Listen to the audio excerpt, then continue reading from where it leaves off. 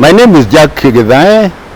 I'm a traditional medicine practitioner and a specialist in African indigenous knowledge and traditional medicine. I'm also a veteran in Mau Mau. I'm an IDP because I was displaced from Laikipia in 1992, 1997, and again 2007 when my premises at Gatundia, Kelamaditi Estate, was totally destroyed. That means I have been involved in recent conflict in this country for the last over 50 years. I was there when our people went to the forest to fight the colonialists. I was there during the actual Mau Mau struggle. I was there thereafter, and I was involved with the tribal clashes of 1992 at Lemuruti, 1997 at Lemuruti. We even went elsewhere to try to reconcile our people during those conflicts. My experience during those conflicts is conflict ultimately doesn't help anybody. If you look at the Ukraine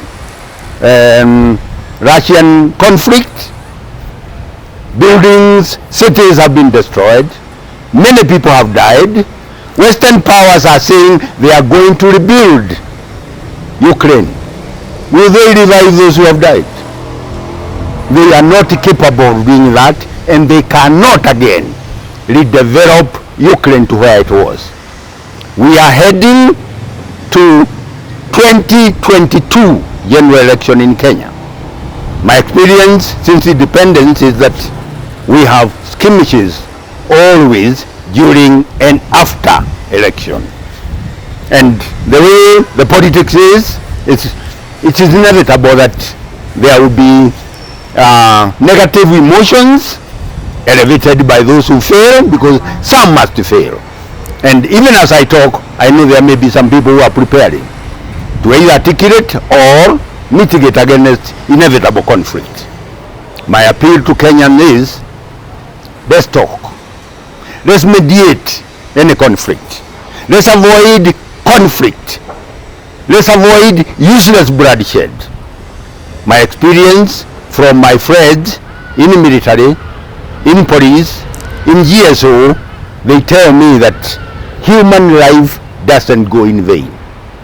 For those who know, those people who killed others unfairly during the Mau Mau, during the 1992 tribal clashes, during the 1997 tribal clashes, and during 2007 in Naivasha and elsewhere, those who killed others unfairly out of malice, many of them are dead, quite a number of them are mentally deranged, and others have gone to the dogs, economically or otherwise.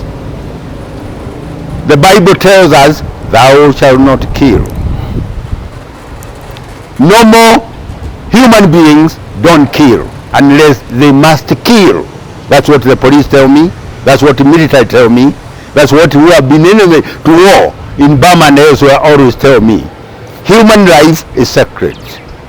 Therefore, you shouldn't kill it. Ours should be able to mitigate against the loss of life and to learn how to coexist with one another. My appeal to Kenya and the Kenyans, let's have a peaceful election. Let whatever difference that may arise be mediated. Let those who lose accept the loss. Let those who lose prepare to win. The late President Kibaki lost many times before he became a president. Raila Odinga has lost many times before he is just about to get it. Presidential election has divine connotation in that a president of any country must have divine blessing. Let the Kenyan prepare to receive whomever God has anointed to be our leader. That way, we shall accept whatever the outcome will be. We shall embrace whomever God will anoint, and that way we shall maintain our country a godly country where people respect one another and prepare to coexist with one another the way God created us together for the reasons that are best known to God.